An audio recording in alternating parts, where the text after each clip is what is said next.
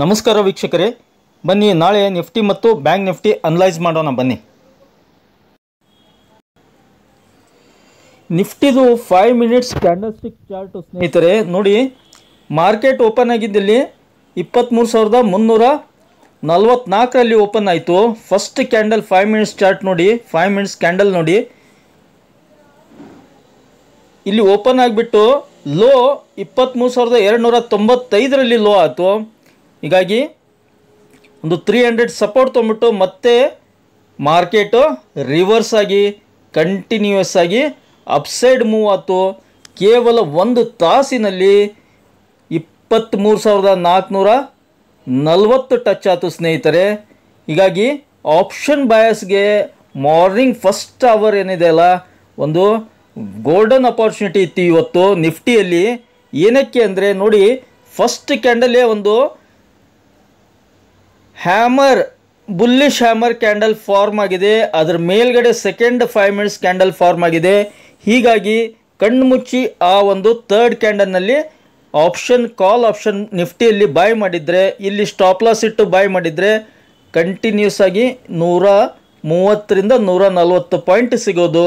ಪ್ರೀಮಿಯಮ್ನಲ್ಲಿ consider ಮಾಡಿದರೆ ಏನಿಲ್ಲ ಅಂದರೂ ಒಂದು ಆ್ಯಟ್ ದ ಮನಿ ಪ್ರೀಮಿಯಮ್ ತೊಗೊಂಡಿದ್ರೆ ಒಂದು 30ರಿಂದ 40 ಪಾಯಿಂಟ್ ಸಿಗ್ತಾ ಇತ್ತು ಸ್ನೇಹಿತರೆ. ಸೊ ಈ ಥರ ಒಂದು ಟ್ರೆಂಡಿಂಗ್, ಈ ಥರ ಒಂದು ಮೂಮೆಂಟಮ್ ಇದ್ದಾಗ ಆಪ್ಷನ್ ಟ್ರೇಡ್ ಮಾಡಲಿಕ್ಕೆ ಪರವಾಗಿಲ್ಲ ಅಂತ ಹೇಳಲಿಕ್ಕೆ ಇಷ್ಟಪಡ್ತೀನಿ.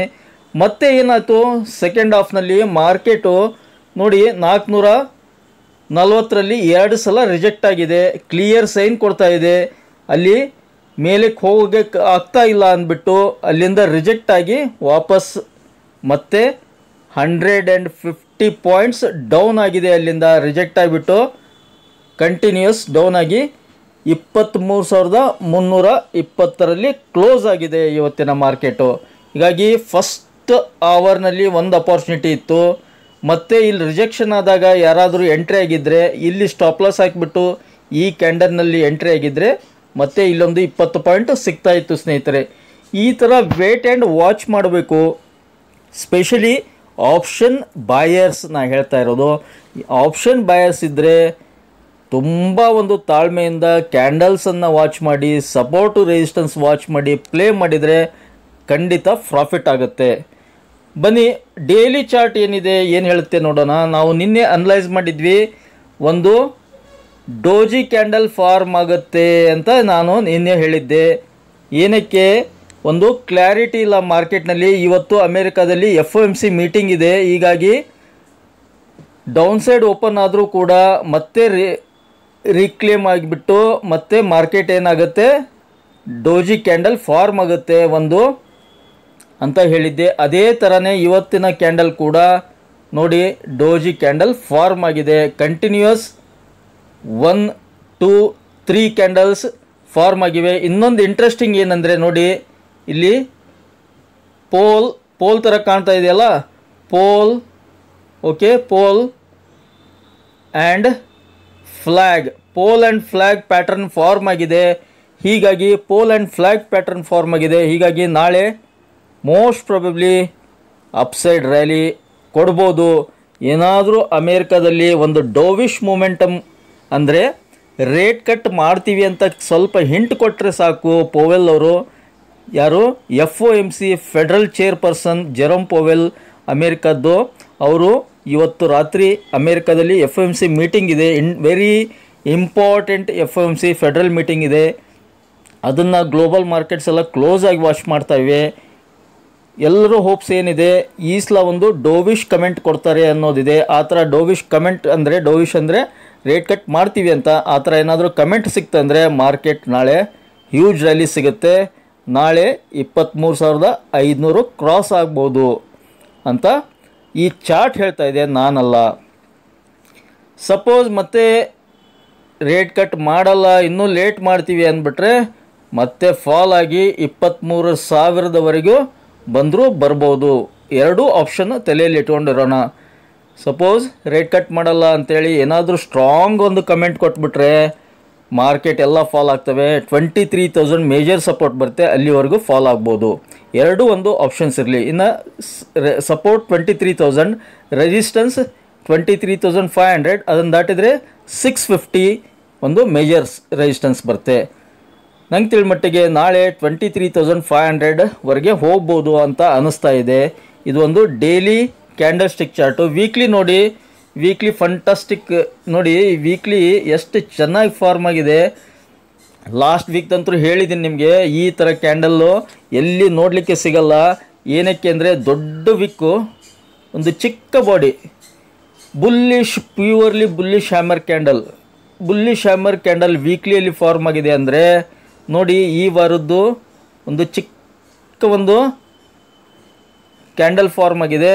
ಸೊ ನಾಳೆ ಒಂದು ಮೂವ್ ಆತಂದರೆ ಬುಲ್ಲಿಶ್ ಕ್ಯಾಂಡಲ್ ಈ ವಾರದ್ದು ಈ ಥರ ಒಂದು ಯಾವ ಥರ ತೋರಿಸ್ತೀನಿ ನೋಡಿ. ಈ ಥರ ಈ ವಾರದ್ದು clear cut bullish candle form ಆದರೂ ಆಗ್ಬೋದು. ಪಾಸಿಟಿವ್ ಸೆಂಟಿಮೆಂಟ್ ಇಲ್ಲಿದೆ.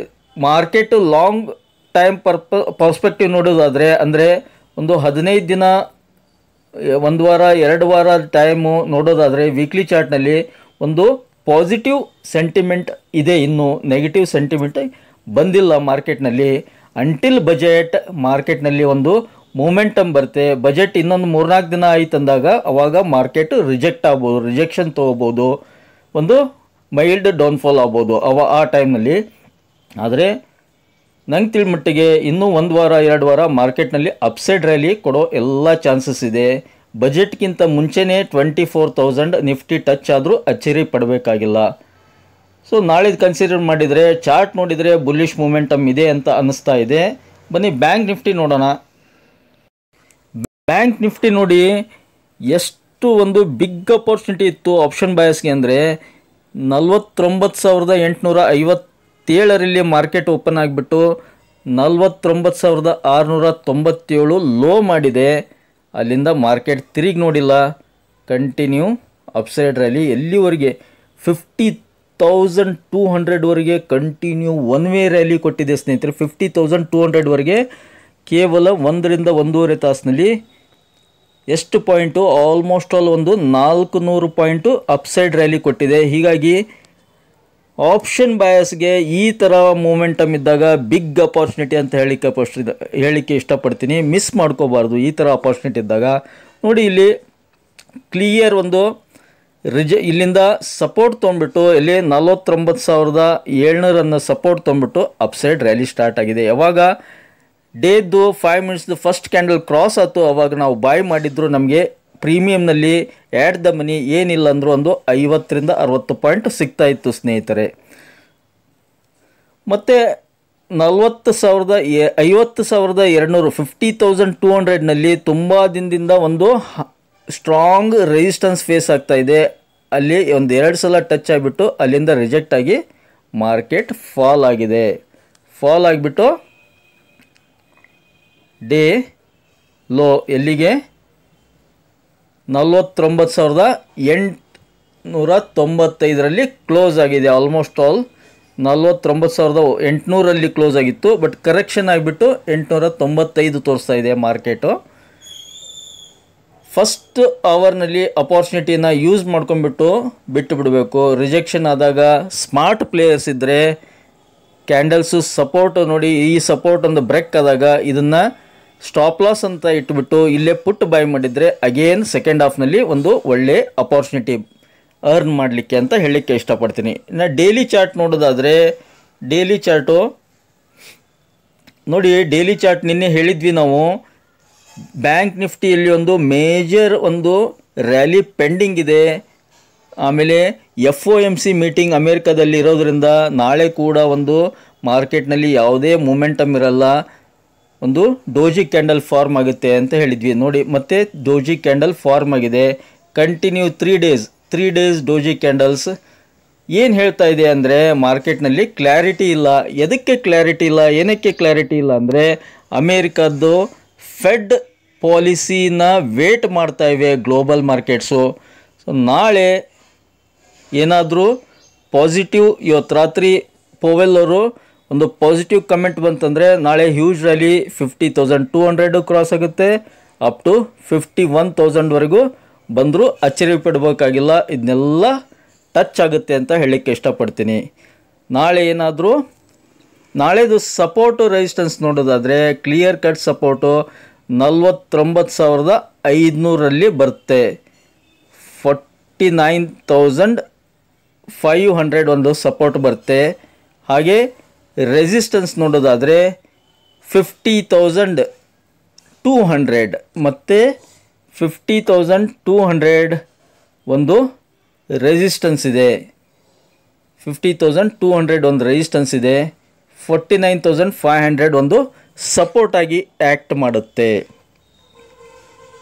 ವೀಕ್ಲಿ ಚಾರ್ಟ್ ನೋಡಿ ಎಷ್ಟು ಅದೇ ಥರ